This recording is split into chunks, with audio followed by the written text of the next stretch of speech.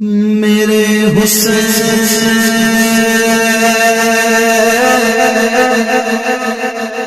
تجھے سلام،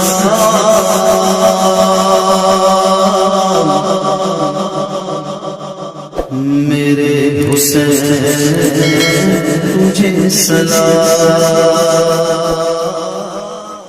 الحمد لله رب العالمين والعاقبة للمتقين والصلاة والسلام على سيد الأنبياء والمرسلين، أما بعد فأعوذ بالله من الشيطان الرجيم، بسم الله الرحمن الرحيم. ولا تقولوا لمن يقتل في سبيل الله أموات بل أحياء ولكن لا تشعرون. صدق الله العظيم والحمد لله رب العالمین۔ میرے آقا کے پیارے غلاموں، نوجوان ساتھیوں اور بزرگوں، السلام علیکم ورحمۃ اللہ تعالی وبرکاتہ۔ آئیے سب سے پہلے خاتم النبیین، خاتم المعصومین، رحمت للعالمین صلی اللہ تعالی علیہ وآلہ وسلم کی بارگاہ میں جھوم جھوم کر درود شریف کا نذرانِ عقیدت پیش کریں، پڑھیں بآواز بلند۔ اللہم صلی علی سیدنا شفیعنا مولانا محمد وبارک وسلم، صلو علیہ صلاۃ و سلام علیک یا رسول اللہ صلی اللہ تعالی علیہ وآلہ وسلم۔ آج کی یہ شب عاشورہ ہے، اور یہ شب جو ہے بہت ہی فضیلتوں کی حامل ہے۔ اس شب کے اندر جو ہے ایک کام کثرت سے کرنا چاہیے، اور وہ کام ہے استغفار۔ اس رات میں جو ہے کثرت سے استغفار کرنا چاہیے، کیونکہ یہ ایسی شب ہے، اس شب کے اندر جو ہے اللہ تعالیٰ کثرت سے لوگوں کے استغفار کو قبول فرماتا ہے۔ کثرت سے لوگوں کے استغفار کو اللہ تعالیٰ قبول فرماتا ہے، اس لیے جو ہے اس رات میں کثرت سے استغفار کرنا چاہیے۔ اور یہی شب جب میرے امام علی مقام امام حسین رضی اللہ تعالیٰ عنہ کو ملی تھی، یعنی آپ کی زندگی کی جو آخری شب ہے یہی شب عاشورہ ہے۔ میرے امام کی آخری شب جو ہے، زندگی کی جو آخری شب ہے وہ شب عاشورہ ہے، اور میرے امام نے اس رات میں جو ہے دنیاوی تمام کاموں سے اپنے آپ کو الگ کر کے پوری رات جو ہے میرے امام نے اللہ کی عبادت میں گزاری۔ پوری رات میرے امام نے جو ہے نماز، تلاوت قرآن، دعا، توبہ و استغفار کرتے ہوئے یہاں تک کہ فجر کا وقت ہو جاتا ہے، پوری رات میرے امام نے جو ہے عبادت میں گزار دی۔ اور صرف میرے امام نے ہی نہیں بلکہ آپ کے ساتھ جتنے بھی لوگ کربلا کی سرزمین پر آئے تھے، چاہے وہ چھوٹا ہو یا بڑا ہو، عورت ہو یا بیوی ہو یا بچی ہو، کوئی بھی ہو، ہر فرد جو ہے اس رات میں کربلا کی سرزمین پر جو ہے عبادت الہی کرتا ہوا نظر آتا۔ ہر شخص، ہر فرد جو ہے عبادت الہی کرتا ہوا نظر آتا ہے۔ تو معلوم کیا ہوا؟ میرے امام نے کربلا کی سرزمین سے ہم اور آپ کو یہ پیغام دیا کہ جب تمہاری زندگی کے اندر شب عاشورہ آ جائے تو تم جو ہے غفلتوں میں یا خرافاتوں میں شب عاشورہ کو نہ گزارنا بلکہ اللہ کی عبادت میں جو ہے گزارنا۔ اور دیکھو میرے مسلمان بھائیوں، وہی کربلا کی سرزمین ہے جس پر میرے امام جلوہ گر ہے۔ ایک طرف یزیدی لشکر جو ہے 22,000 ہے، ایک طرف یزیدی لشکر 22,000 ہے، اور ایک طرف جو ہے میرے امام کا قافلہ ہے جس میں 72 افراد ہیں، جس میں بچے بھی ہیں، بوڑھے بھی ہیں، جوان بھی ہیں، عورت بھی ہے اور بچیاں بھی ہیں۔ اب ایک طرف تو شب عاشورہ کے اندر میرے امام کے اہل قافلہ جو ہے، میرے امام کے ساتھ آنے والے جو لوگ ہیں، شب عاشورہ کو اللہ کی عبادت میں گزار رہے ہیں، تو دوسری طرف جو ہے جو یزیدی لشکر ہے، جو 22,000 کا لشکر ہے، وہ جو ہے خرافاتوں میں اپنی رات کو گزار رہا ہے۔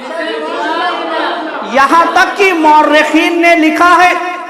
کہ یزیدیوں نے اس رات کو جو ہے شراب کے نشے میں گزارا ہے، شراب کے نشے میں گزارا ہے۔ کچھ یزیدیوں نے جو ہے تلوار کو تیز کرتے ہوئے گزارا ہے، کچھ یزیدیوں نے جو ہے برچھیوں کو تیز کرتے ہوئے گزارا ہے، اور کچھ یزیدیوں نے جو ہے تیروں کو درست کرتے ہوئے اس رات کو گزارا ہے، اور کچھ یزیدیوں نے جو ہے ناچ گانے کی محفل میں اپنے آپ کو موجود کر کے ایسی مبارک رات کو گزارا ہے، ایسی مبارک رات کو گزارا ہے۔ اب میرے مسلمان بھائیوں، آپ خود فیصلہ کریں کہ ایسی مبارک رات اگر ہماری زندگی میں آ جائے تو ہم کو ایسی مبارک رات جو ہے کس طریقے سے گزارنا چاہیے؟ امام علی مقام کے نقش قدم پر چلتے ہوئے یا یزیدیوں کے نقش قدم پر چلتے ہوئے ہم کو گزارنا چاہیے؟ کس کے نقش قدم پر چلتے ہوئے ہم کو گزارنا چاہیے؟ تو میرے مسلمان بھائیوں، ہم امام علی مقام سے محبت کرنے والے ہیں، نہ کہ یزید سے محبت کرنے والے ہیں۔ تو میرے مسلمان بھائیوں، جب ہمارے سینے میں، ہمارے دل میں امام علی مقام کی محبت موجود ہے، اور ہمارا یہ دعویٰ بھی ہے کہ ہم حسینی ہیں، غلام حسین ہیں، تو ہم حسین کے نقش قدم پر چلتے ہوئے جو ہے اس رات کو گزارے، توبہ و استغفار میں گزارے، تلاوت قرآن مجید میں گزارے، ذکر حسین میں گزارے، دعا کرتے ہوئے گزارے۔ ایسی مبارک رات جو ہے ہرگز خرافات میں نہ گزارے۔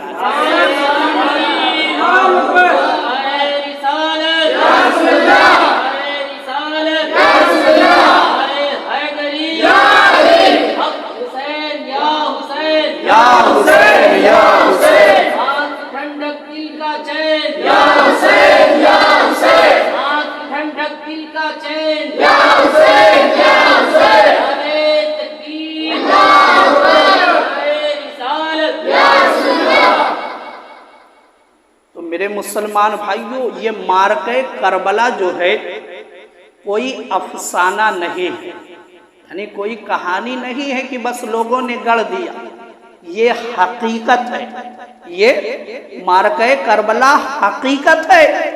اور آپ معرکہ کربلا کو جب جب پڑھیں گے، معرکہ کربلا کو آپ جب جب پڑھیں گے، آپ کو جو ہے نیا نیا درس جو ہے ملے گا۔ جتنی مرتبہ آپ معرکہ کربلا کو پڑھیں گے، آپ کو کوئی نہ کوئی نئی بات جو ہے ضرور مل جائے گی، کوئی نیا سبق ضرور مل جائے گا، کوئی نئی بات جو ہے ضرور آپ کو مل جائے گی۔ اس لیے جب ہمارے بزرگ جو ہمارے اسلاف تھے، وہ معرکہ کربلا کو جب پڑھتے تھے تو اس طریقے سے روڈ پر چلتے ہوئے یا میدانوں میں چیختے ہوئے، چلاتے ہوئے معرکہ کربلا کو نہیں پڑھتے تھے، بلکہ ہمارے اسلاف جو ہے معرکہ کربلا کو اس طریقے سے پڑھتے تھے کہ اپنے آپ کو جو ہے ایک محفوظ جگہ پر بند کر لیتے تھے، یعنی ایک کمرے میں اپنے آپ کو بند کر لیتے تھے۔ اس کے بعد جو ہے پورے اطمینان کے ساتھ دل و دماغ کو حاضر کر کے جو ہے مارکے کربلا کو پڑھتے تھے، مارکے کربلا کو پڑھتے تھے، اور صرف پڑھتے ہی نہیں تھے، صرف پڑھتے ہی نہیں تھے بلکہ سمجھتے بھی تھے، اور ان کی آنکھوں سے آنسو بھی نکلتا تھا، آنسو بھی نکلتا تھا۔ کیونکہ جب امام حسین کے عشق میں مارکے کربلا کو پڑھا جائے گا، سنا جائے گا، تو اس کا لطف، اس کا مزہ جو ہے کچھ اور ہی ہوتا ہے، کچھ اور ہی ہوتا ہے۔ اور جو آنسو آنکھ سے نکلتا ہے وہ حقیقت میں نکلتا ہے، ریاکاری والا نہیں نکلتا، حقیقت میں نکلتا ہے، ریاکاری والا نہیں نکلتا ہے۔ کیونکہ عشق میں جب کوئی بھی کام کیا جائے گا اور تکلیفیں سامنے آئیں گی تو آدمی کی آنکھ سے جو ہے خود بخود آنسو نکلے گا، خود بخود آنسو نکلے گا۔ تو آؤ دیکھو میرے مسلمان بھائیوں، میرے امام جو ہے محرم کی 2 تاریخ کو کربلا کی سرزمین پر پہنچ چکے تھے۔ میرے امام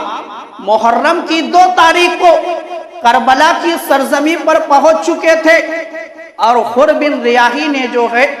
آپ کو چاروں طرف سے گھیر لیا تھا، آپ کو چاروں طرف سے گھیر لیا گیا تھا۔ میرے امام نے پوچھا کہ اس جگہ کا کیا نام ہے، میرے امام نے پوچھا کہ اس جگہ کا کیا نام ہے، تو آپ کو یہ بتایا گیا کہ یہ کربلا کی زمین ہے، اس کو کربلا کہتے ہیں، اس جگہ کو کربلا کہتے ہیں۔ جب اتنا سنا میرے امام نے کہ اس مقام کا نام، اس جگہ کا نام جو ہے کربلا ہے، تو آپ نے فوراً جو ہے اپنے قافلے والوں کو حکم دیا کہ اب اس سے جو ہے ایک قدم بھی ہم آگے نہیں جا سکتے۔ کیوں نہیں جا سکتے؟ کیونکہ امام علی مقام کو پہلے سے ہی بتا دیا گیا تھا کہ اے امام، آپ کو جہاں پر شہید کیا جائے گا اس جگہ کا نام جو ہے کربلا ہے، اس جگہ کا نام کربلا ہے۔ تو امام علی مقام کو یہ پہلے سے معلوم تھا کہ مجھے جہاں پر شہید کیا جائے گا اس مقام کا نام جو ہے کربلا ہے۔ تو جب آپ نے لفظ کربلا کو سنا تو فوراً جو ہے آپ نے یہ حکم دیا کہ یہیں پر خیمے لگا دیے جائیں، یہیں پر خیمے لگا دیے جائیں۔ اب خیمے لگانے کے لیے جب زمین کھودی جانے لگی، زمین کھودی جانے لگی تو جگہ جگہ پر جو ہے جب زمین کھودی جاتی تو خون نکلتا۔ جب حضرت زینب نے یہ منظر دیکھا کہ جگہ جگہ سے جو ہے خون نکلتا ہے تو حضرت زینب نے کہا کہ اے میرے بھائی یہ جگہ تو بہت ہی دہشت والی لگتی ہے، یہ جگہ بہت ہی دہشت والی لگتی ہے، بہت ہی خوفناک لگتی ہے، نہ ہو یہاں سے اور آگے ہم بڑھ جائے۔ تو امام علی مقام نے کہا کہ نہیں میری بہن، یہی وہ جگہ ہے جہاں پر جو ہے میرے خون کو بہایا جائے گا، میرے خون کو بہایا جائے گا۔ اب حضرت زینب نے جو ہے صبر کر لیا امام علی مقام کے جواب کو سن کر، خیمہ لگا دیا گیا۔ یہاں تک کہ حر بن ریاحی نے جو ہے ابن زیاد کے پاس خط بھیج دیا کہ فلاں مقام پر جو ہے میں نے امام علی مقام کو ٹھہرا دیا ہے اور چاروں طرف سے جو ہے ان کا گھیراؤ کر لیا گیا ہے۔ اب ابن زیاد نے جو ہے عمرو بن سعد کے ذریعے سے 4000 فوج اور بھیجی، اور یہ فوج جو ہے آتی ہے، آنے کے بعد جو ہے امام علی مقام کو چاروں طرف سے جو ہے گھیر لیتی ہے۔ یہاں تک کہ گفتگو کا سلسلہ جو ہے چلتا رہتا ہے۔ 7 محرم کی تاریخ آ جاتی ہے، 7 محرم کی تاریخ آ جاتی ہے۔ ابن زیاد کی طرف سے یہ حکم آتا ہے کہ امام حسین سے کہا جائے کہ وہ یا تو بیعت کرے یا تو جو ہے جنگ کے لیے تیار ہو جائے، یا تو جنگ کے لیے تیار ہو جائے، اور اگر امام حسین بیعت کے لیے نہیں تیار ہو رہے ہیں تو ان کے اوپر جو ہے دباؤ ڈالا جائے، نہر فرات پر جو ہے پہرا لگا کر پانی لینے کے لیے پابندی لگا دی جائے کہ امام علی مقام کے خیمے تک جو ہے ایک قطرہ پانی نہ جا سکے۔ جب ابن زیاد کا یہ فرمان عمرو بن سعد کو ملتا ہے تو اس نے جو ہے نہر فرات پر 500 سپاہیوں کا پہرا لگا دیا، 500 سپاہیوں کا پہرا لگا دیا۔ 7 محرم کی تاریخ ہے۔ اب امام علی مقام کے خیمے کے اندر جو ہے ایک قطرہ بھی پانی نہیں آ سکتا، 500 سپاہیوں کا پہرا لگا ہوا ہے۔ اب امام علی مقام کے قافلے والے ایک دن صبر کرتے ہیں، 2 دن صبر کرتے ہیں، 3 دن صبر کرتے ہیں، یہاں تک کہ 9 محرم کی تاریخ آ جاتی ہے۔ 9 محرم کی تاریخ آ جاتی ہے اور ادھر ابن زیاد جو ہے سپاہیوں پر سپاہی بھیجتا رہا، یہاں تک کہ کربلا کی سرزمین پر 22,000 یزیدی آ گئے۔ 22,000 یزیدی جو ہے آ چکے ہیں کربلا کی سرزمین پر، اور ادھر جو ہے 72 افراد ہیں۔ 72 کے مقابلے میں جو ہے 22,000 یزیدی آئے ہیں۔ محرم کی 9 تاریخ آتی ہے اور سمر جو ہے وہ ابن زیاد کا یہ خط لے کر آتا ہے کہ عمرو بن سعد سے یہ کہا جائے کہ فوراً جو ہے جنگ شروع کرے، ورنہ جو ہے اپنے ہاتھ سے جو اس کے ہاتھ میں قبضہ تھا تمام سپاہیوں کا وہ چھوڑ دے۔ سمر یہ خبر لے کر آتا ہے اور عمرو بن سعد کو جو ہے یہ خبر سناتا ہے۔ فوراً جو ہے عمرو بن سعد نے یہ حکم دیا کہ امام حسین کے اوپر جو ہے حملہ کر دیا جائے، امام حسین کے اوپر حملہ کر دیا جائے۔ اب وہی لشکری یزیدی لشکر جو ہے وہ امام علی مقام کے خیمے کی طرف بڑھتی ہے، اور میرے امام جو ہے اپنے خیمے کے دروازے پر تلوار کا سہارا دے کر جو ہے آپ بیٹھے ہوئے تھے کہ آپ کی آنکھ لگ جاتی، آپ کی آنکھ لگ جاتی ہے۔ شام کا وقت ہے، امام علی مقام کی جب آنکھ لگی، آنکھ بند ہوئی، تو خواب میں جو ہے ہم سب کے آقا سرکار دو عالم صلی اللہ تعالیٰ علیہ وآلہ وسلم تشریف لائے، اور تشریف لانے کے بعد میرے آقا نے فرمایا کہ اے بیٹا حسین، گھبرانا نہیں، بس تھوڑا سا وقت اور بچا ہے، پھر اس کے بعد جو ہے تو آ کر حوض کوثر پر جام کوثر نوش کرے گا۔ اب جب امام علی مقام نے خواب میں اپنے نانا کی زبان مبارکہ سے یہ الفاظ سنے تو آپ کو بالکل یقین ہو گیا کہ اب جو آنے والی صبح ہے وہ میری شہادت کی صبح ہوگی۔ اب ادھر یزیدیوں نے جو ہے حملہ کرنے کی کوشش کی، تو امام علی مقام نے جو ہے اپنے بھائی عباس کو بھیج کر جو ہے 1 رات کی مہلت لے لی، 1 رات کی مہلت لے لی کہ آج کی رات جو ہے ہم کو عبادت کے لیے دی جائے، آج رات جو ہے ہم لوگ جی بھر کر خوب اللہ کی عبادت کر لے۔ یعنی شب عاشورہ جو تھی اس میں میرے امام نے جو ہے خوب اللہ کی عبادت کی، خوب اللہ کی عبادت کی، دعا کی، استغفار کیا، اور پوری رات جو ہے میرے امام نے اللہ کی عبادت میں گزار دی۔ اب دیکھو میرے مسلمان بھائیو، رات تو اللہ کی عبادت میں گزر گئی۔ اب جیسے ہی صبح ہوتی ہے، فجر کا وقت ہوتا ہے، یہ میرے امام کی آخری صبح ہے، میرے امام کی آخری صبح ہے، آخری فجر کی نماز ہے، آخری فجر کی نماز ہے۔ ہم اور آپ ہوتے تو کیا کرتے؟ ہم اور آپ ہوتے تو اپنے بچاؤ کے لیے تدبیر کرتے، اپنے بچاؤ کے لیے تدبیر کرتے، مگر دیکھو میرے امام نے اپنے بچاؤ کے لیے تدبیر نہیں کی، بلکہ میرے امام نے علی اکبر کو حکم دیا کہ اے علی اکبر، تم کھڑے ہو جاؤ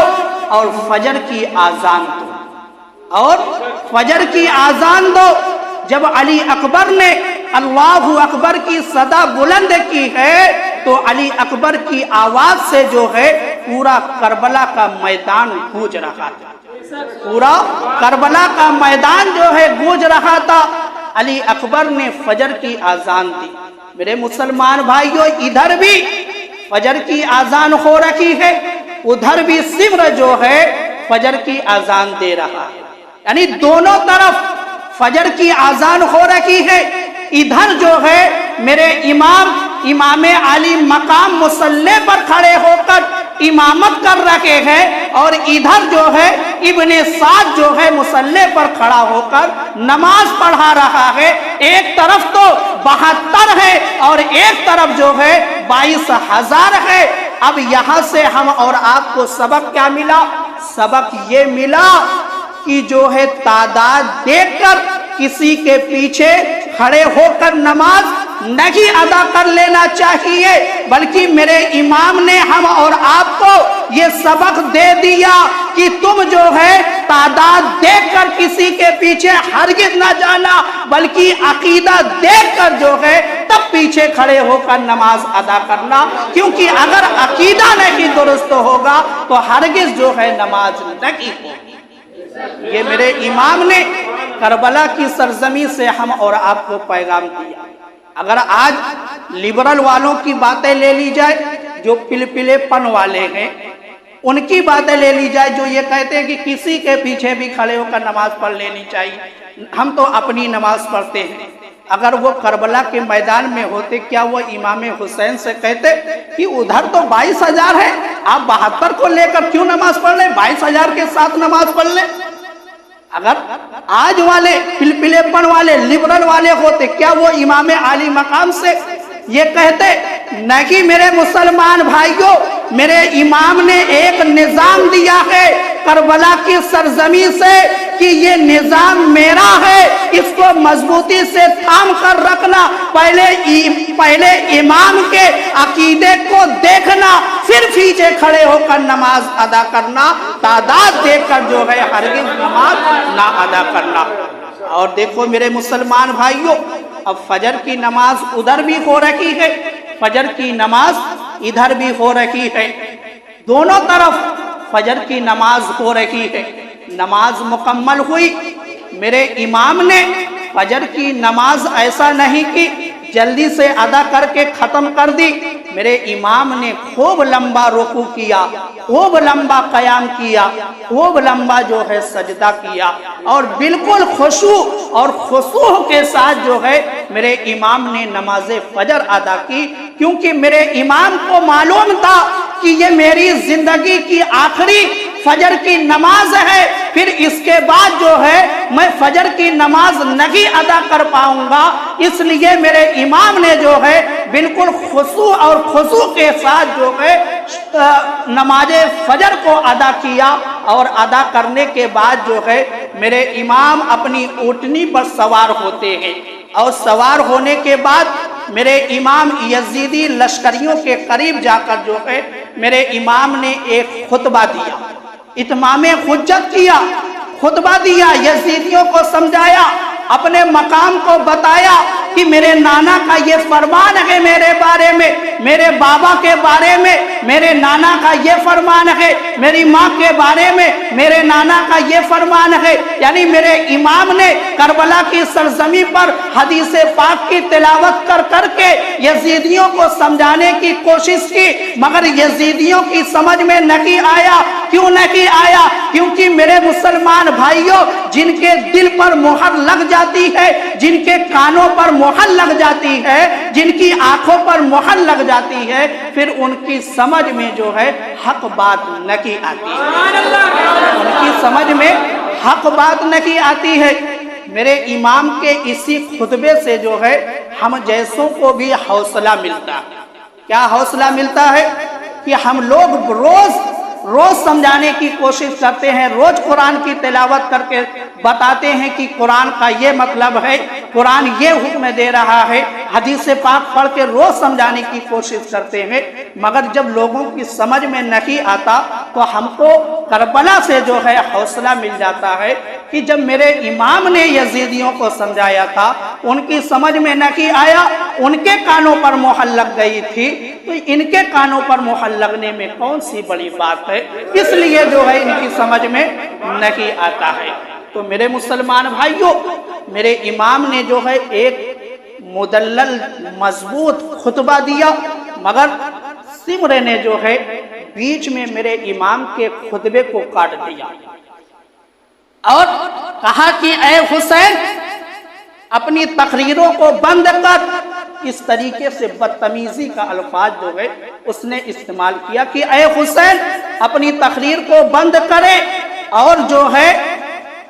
جنگ کے لیے تیار ہو جائے, یا تو یزید کی بیعت کرے یا تو جنگ کے لیے تیار ہو جائے. میرے امام نے کہا کہ جو ہر بار میرا فیصلہ تھا وہی اب بھی میرا فیصلہ ہے کہ میں کسی بھی حال میں جو ہے یزید کی بیعت نہیں کر سکتا.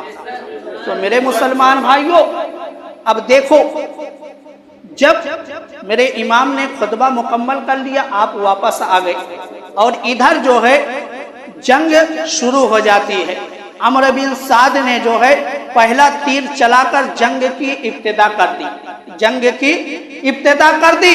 اب ایک سپاہی جو ہے ادھر سے آتا ہے, ایک سپاہی ادھر سے آتا ہے, یعنی میرے امام کے خیمے سے ایک سپاہی آتا ہے اور ایک سپاہی جو ہے یزیدی لشکر سے آتا ہے. دونوں میں جنگ ہوتی ہے اور اتنی گھمسان کی جنگ ہوتی ہے کہ یزیدیوں کے چھکے چھوٹ جاتے ہیں. آخر میں جو ہے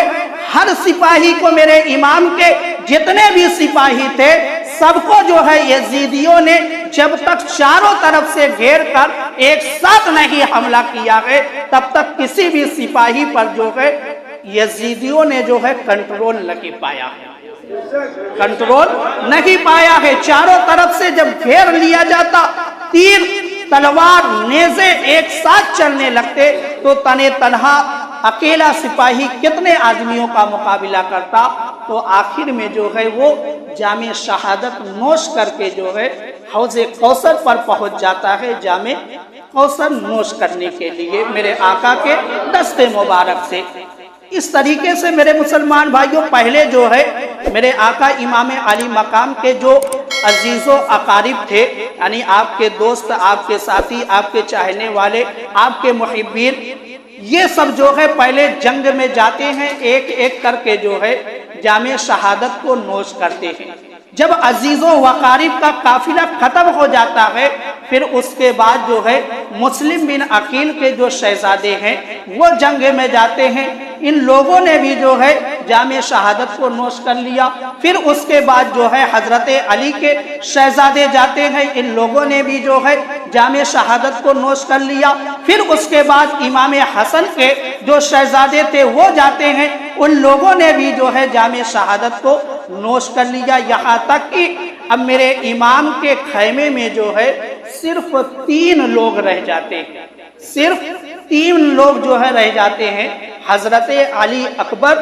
اور حضرت امام زین العابدین اور حضرت علی اصغر. یہ 3 افراد جو ہے میرے آقا امام کے خیمے میں رہ گئے. تو اب میرے امام نے یہ فیصلہ کیا کہ اب جو ہے میں خود جو ہے رن میں جاؤں گا, اب میں خود رن میں جاؤں گا اور جام شہادت جو ہے نوش کروں گا. میرے امام تیاری کرنے لگتے ہیں, اتنے میں جو ہے حضرت علی اکبر آ جاتے ہیں, حضرت علی اکبر آ جاتے ہیں. اب دیکھو میرے مسلمان بھائیوں تقریباً یہاں پر جتنے بھی لوگ موجود ہیں سب صاحب اولاد ہیں, اور اولاد کا درد کیا ہوتا ہے ایک باپ سے زیادہ جو ہے کوئی اور نہیں سمجھ سکتا. اب دیکھو کربلا کی سرزمین ہے, علی اکبر حضرت امام حسین کے بیٹے ہیں. حضرت علی اکبر آتے ہیں اور عرض کرتے ہیں کہ اے بابا اب مجھ کو اجازت دی جائے, میں رن میں جانا چاہتا ہوں, میں جام شہادت نوش کرنا چاہتا ہوں, اس لیے مجھے جو ہے اجازت دی جائے. میرے مسلمان بھائیوں یہ الفاظ, یہ جملہ جب میرے آقا امام کے کانوں میں پڑتا ہے میرے آقا امام کی آنکھوں سے آنسو نکلنے لگتے کہ جوان بیٹا جس کی عمر 18 سال ہے, جوان بیٹا جس کی عمر جو ہے 18 سال ہے, وہ 18 سال کا نوجوان بیٹا رن میں جانے کی اجازت چاہ رہا ہے جہاں جا کر جو ہے کوئی واپس نہیں آتا ہے, جہاں جا کر کوئی واپس نہیں آتا ہے, جہاں جانے پر جو ہے ہاتھ کٹ جاتا ہے, پیر کٹ جاتا ہے, جسم جو ہے چھلنی ہو جاتا ہے, سر جو ہے جسم سے جدا ہو جاتا ہے. ایسے مقام پر جو ہے جانے کی ضد حضرت علی اکبر کر رہے ہیں اپنے بابا سے، اپنے بابا سے۔ تو میرے مسلمان بھائیوں، جب بہت زیادہ حضرت علی اکبر نے اصرار کیا، ضد کی، تو حضرت امام حسین نے جو ہے اپنی آنکھوں میں آنسو بھر کے اپنے بیٹے کو اجازت دے دیتے ہیں۔ سوچو اس وقت میرے امام کے سینے پر، میرے امام کے دل پر کیا گزر رہی ہو کہ نوجوان بیٹا ہے، 18 سال کا بیٹا، اور وہ رن میں جا رہا ہے۔ میرے امام نے اجازت دے دی۔ اب یہی علی اکبر جب بیویوں کے بیچ میں جاتے ہیں آخری سلام کے لیے، تو حضرت زینب، حضرت ام کلثوم، حضرت شہر بانو، ان سب بیویوں کی چیخیں نکل جاتی ہیں جب ان بیویوں نے سنا کہ اب علی اکبر بھی جو ہے رن میں جا رہا ہے، اب علی اکبر بھی رن میں جا رہا ہے۔ بیویوں کی چیخیں نکل گئی۔ میرے امام نے جو ہے اپنے اس لاڈلے بیٹے کو، نوجوان بیٹے کو اپنے ہاتھ سے جو ہے شہادت کا جوڑا پہنایا، دولہا بنایا، اپنے ہاتھوں سے جو ہے تلوار لگائی، ڈھال لگائی، دولہا بنا کر گھوڑے پر سوار کیا۔ اب یہی علی اکبر جو ہے جب رن میں جانے لگتے ہیں، جیسے ہی آگے بڑھتے ہیں، میرے آقا امام حسین کہتے ہیں علی اکبر ذرا پلٹنا تو، علی اکبر ذرا پلٹنا تو۔ علی اکبر پھر پلٹ جاتے ہیں۔ میرے آقا امام حسین نے علی اکبر کا چہرہ دیکھا، پھر علی اکبر آگے بڑھنے لگتے ہیں۔ جیسے ہی 2-4 قدم علی اکبر بڑھتے ہیں، پھر میرے آقا امام حسین کی زبان مبارک سے نکلتا ہے کہ اے علی اکبر پلٹنا تو، پھر علی اکبر پلٹ جاتے ہیں۔ پھر اسی طریقے سے جب علی اکبر آگے بڑھتے ہیں، پھر میرے امام نے کہا کہ اے علی اکبر ذرا پلٹنا تو۔ میرے مسلمان بھائیوں، سوچو اس وقت میرے امام کی کیا کیفیت رکھی ہوگی۔ میرے امام کا دل یہ ہرگز نہیں گوارا کر رہا تھا کہ میرا یہ نوجوان بیٹا جو ہے کربلا کے میدان میں جائے، رن میں جائے، یزیدیوں کے مقابلے میں جائے، مگر میرے امام نے جو ہے اپنے دل پر پتھر رکھ کے دین اسلام کو بچانے کے لیے، اپنے نانا کی شریعت کی حفاظت کے لیے اپنے نوجوان بیٹے کو جو ہے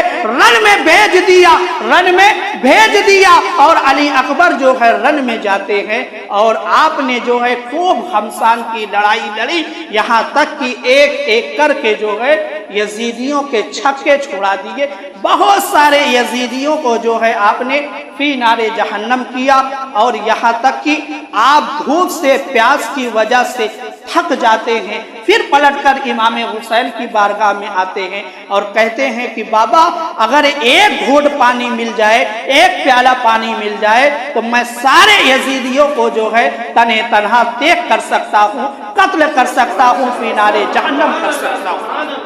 میرے آقا امام حسین نے کہا کہ بیٹا میرے پاس تو پانی نہیں ہے۔ آپ نے اپنی انگوٹھی جو ہے حضرت علی اکبر کے منہ میں رکھ دی اور کہا کہ جو ہے آپ اسی سے جو ہے صبر کر لیں، کچھ دلاسا لے لیں۔ پھر میرے آقا امام علی مقام کا یہ نوجوان شہزادہ علی اکبر جو ہے رن کے میدان میں پہنچتے ہیں۔ پھر آپ نے جو ہے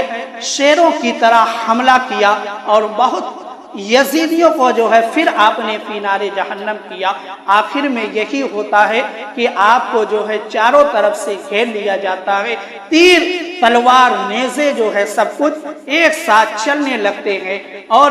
میرے آقا علی اکبر کا جسم جو ہے تیروں سے چھلنی ہو جاتا ہے، تلواروں سے جو ہے پورا جسم جو ہے زخمی ہو جاتا ہے، اور ایک تیر ایسا جو ہے آ کر آپ کے دل پر لگتا ہے کہ آپ گھوڑے سے جو ہے زمین پر آ جاتے ہیں۔ اور جب آپ زمین پر آتے ہیں، آپ نے اپنے بابا کو آواز دی کہ اے بابا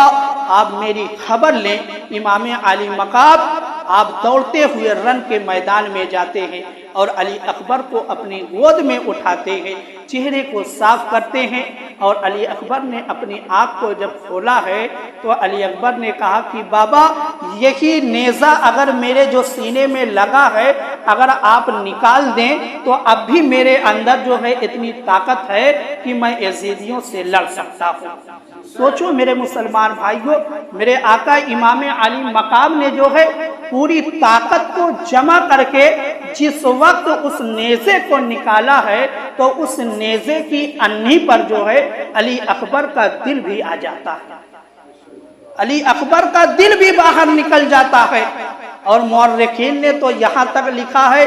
کہ اس وقت جو ہے حضرت امام حسین کی عمر مبارک جو ہے 56 سال ہو چکی تھی، مگر نہ آپ کے سر مبارک کا ایک بھی بال اور نہ داڑھی مبارک کا جو ہے ایک بھی بال سفید ہوا تھا، مگر جب آپ نے نیزے کو کھینچا ہے اور دل بھی انہی کے ساتھ باہر نکلا ہے تو غم سے جو ہے حضرت امام حسین کے سر کے بال بھی سفید ہو گئے اور داڑھی کے بھی بال سفید ہو گئے۔ سوچو میرے مسلمان بھائیوں، آج اسلام کو ماننے کا دعویٰ کرنا بہت آسان ہے، یا یہ کہنا کہ میں حسین سے محبت کرتا ہوں یہ کہنا بہت آسان ہے، مگر میرے آقا امام حسین کے راستے پر چلنا بہت ہی مشکل ہے، بہت ہی مشکل ہے، کیونکہ میرے آقا امام حسین نے ایسی ایسی شہادت پیش کی ہے کہ جس کو پڑھنے کے بعد جو ہے آنکھوں سے خود بخود آنسو نکلتا ہے۔ اب جب انہی کے ساتھ دل نکلا ہے تو اتنی آسانی سے وہ نیزہ نہیں نکلا تھا، بلکہ میرے آقا امام حسین نے اپنی 56 سالہ پوری طاقت کو جمع کرنے کے بعد جو ہے اس نیزے کو کھینچا تھا، تب جا کر جو ہے وہ نیزہ نکلا تھا۔ مگر علی اکبر کا صبر وہاں پر دیکھو کہ علی اکبر نے جو ہے اپنی زبان کو دانتوں سے دبا لی تھی تاکہ زبان سے اف بھی نہ نکل سکے، کہیں کوئی ایسا الفاظ نہ نکل جائے کہ جو بے صبری کا اظہار ہو جائے۔ علی اکبر نے بھی اس امتحان میں ایسا صبر کا مظاہرہ کیا ہے کہ قیامت تک جو ہے آپ کا نام ایسے صابروں کی فہرست میں لکھا جائے گا کہ جو سب سے اول مقام حاصل کرنے والے۔ میرے مسلمان بھائیوں، حضرت علی اکبر نے جو ہے میرے آقا امام حسین کی گود میں جو ہے آپ کی شہادت ہو جاتی ہے، آپ کی روح جو ہے پرواز کر جاتی ہے۔ انا للہ و انا الیہ راجعون۔ کل جو ہے 7:30 بجے صبح میں